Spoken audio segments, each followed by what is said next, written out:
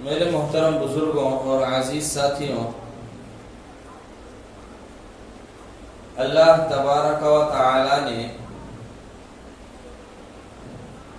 ہم تمام لوگوں کو اپنی عبادت کے لیے پیدا فرمایا۔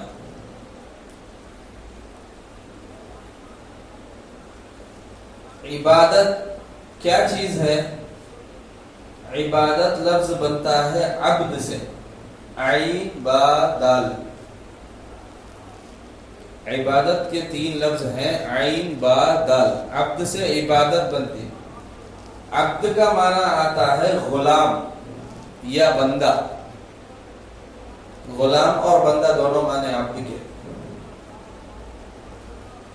تو غلام اس کا معنی اس لیے رکھا گیا عبد کا معنی کیونکہ بندہ اللہ کا غلام ہے۔ عبداللہ، اللہ کا بندہ، مطلب کیا؟ اللہ کا غلام، اللہ کا فرما بردار، اللہ کا مطیع، اللہ کا متبع۔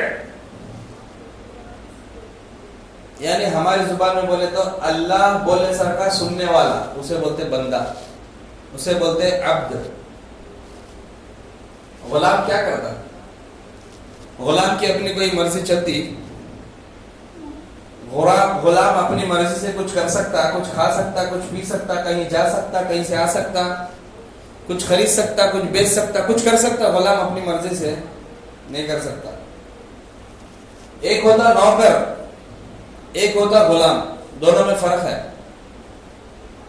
ہمیں اللہ کے نوکر نہیں ہے، اللہ کے غلام ہے۔ نوکر تنخواہ کے لیے کام کرتا اور نوکر کچھ وقت کے لیے کام کرتا، صبح 6 بجے سے شام میں 6 بجے تک کام، صبح 9 بجے سے رات کے 10 بجے تک کام، یا دوپہر میں 2 گھنٹے چھٹی، ہفتے میں 1 دن چھٹی، یہ نوکری، اسے بولتے نوکر۔ لیکن ہمیں اللہ کے نوکر نہیں ہے۔ مطلب کیا؟ اللہ کی اطاعت سے ہمیں 1 منٹ بھی چھٹی نہیں ہے۔ ہمیں غلام اللہ کے، غلام جب سے آقا کی غلامی میں آ گیا تب سے لے کر اس کی غلامی میں نکلے تک ایک ایک سیکنڈ اس کی بات ماننا ہونا، چاہے انہیں اسے تنخواہ دے نہ دے، چاہے انہیں اسے چھٹی دے نہ دے، اس کا کام کیا؟ انہیں اس کی ماننا۔ تو ہمیں اللہ کے نوکر نہیں بلکہ اللہ کے غلام ہیں۔ یعنی ٹیمپرری اللہ کی فرما برداری نہیں ہے ہم نا۔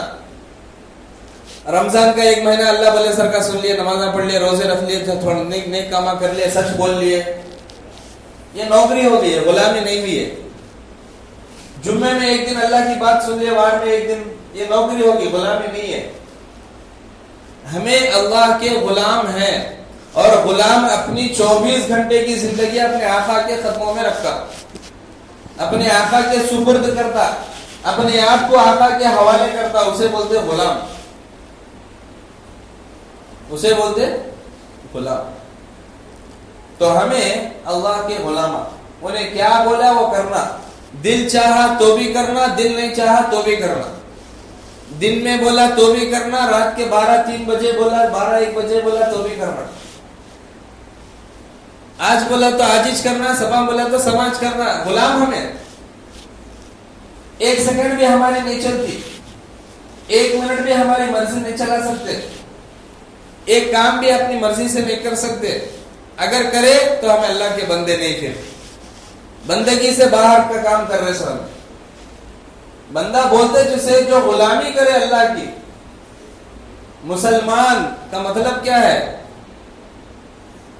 اپنے آپ کو اللہ کے حوالے کرنے والا، اپنی زندگی کو، اپنی مرضی کو، اپنے جسم کو، اپنی روح کو، اپنی دولت کو، اپنی عزت، اپنی شہرت، سب کچھ اللہ کے حوالے، اللہ کے لیے وقف کرنے والا، اسے بولتے مسلمان۔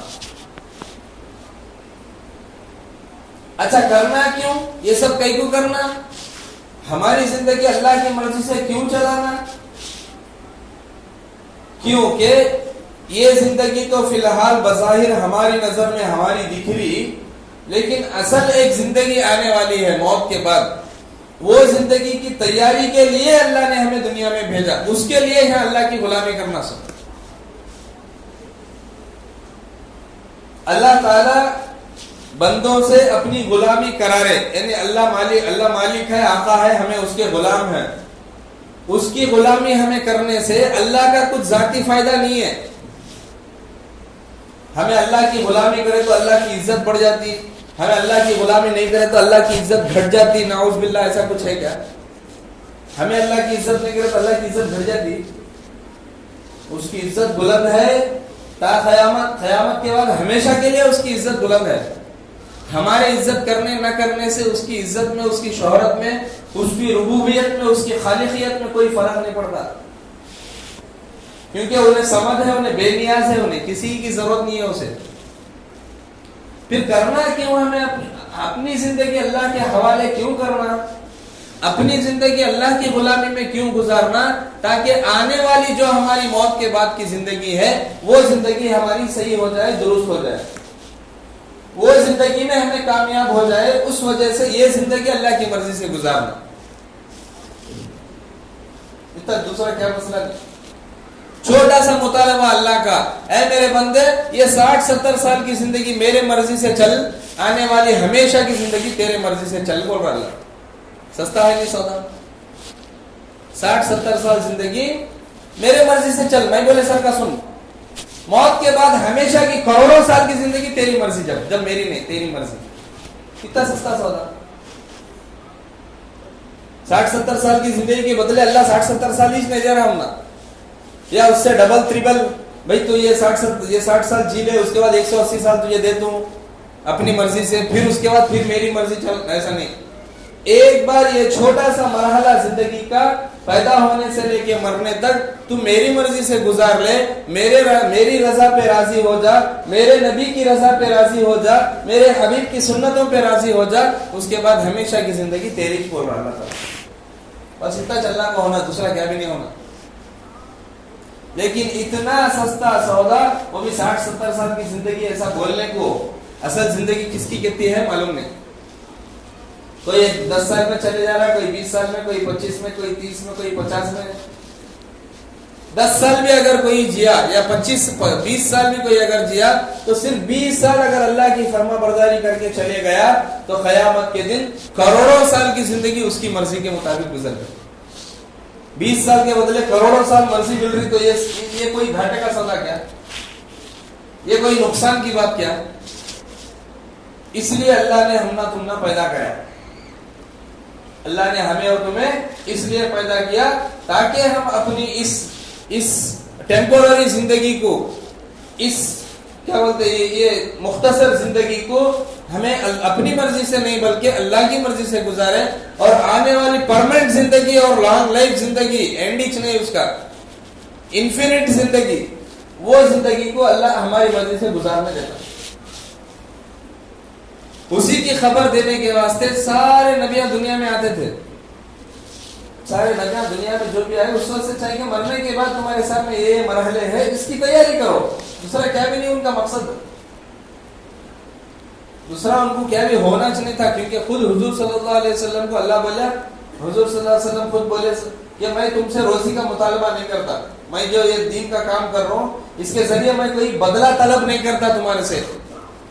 اللہ کے نبی صلی اللہ علیہ وسلم کو اللہ بولنے لگایا کہ تمہیں ایسا بولو کہ تمہارا مطلب، تمہارا مسئلہ یہ نہیں ہے کہ میں تمہیں دین کی دعوت دے رہا ہوں تمہیں مجھے کچھ دو اس کے بدلے. نہیں، نبیوں کی یہ کام نہیں تھا. نبیوں کا کام تھا امت کو آگاہ کرنا، اویئر کرنا، وارننگ دینا کہ یہ چیز نہ کو. اللہ تعالیٰ اسی لیے قرآن پاک میں فرمایا اِنَّا أَرْسَلْنَاكَ بِالْحَقِّ بَشِيرًا وَنَذِيرًا، اے میرے نبی میں نے تمہیں بھیجا ہے حق کے ساتھ. وہ حق کیا ہے؟ بشیر اور نذیر، بشارت دینا اور ڈرانا، خوشخبری دینا اور ڈرانا. یہ دو چیزوں کے ساتھ میں دنیا میں تمہیں بھیجا. خوشخبری کس چیز کی؟ مرنے کے بعد اللہ کی نعمتوں والی جنت کی خوشخبری. اور ڈرانا کس چیز سے؟ مرنے کے بعد جہنم کے حالات سے ڈرانا. کہ اگر گناہوں میں زندگی گزارو گے تو اللہ کی طرف سے فلاں فلاں فلاں فلاں عذاب ہوگا، اللہ کی طرف سے فلاں فلاں فلاں سزا ہوگی. اس چیز سے ڈرانے سارے انبیاء دنیا میں آتے تھے. جیسا کہ میں پچھلے چند جمعوں سے بتا رہا ہوں کہ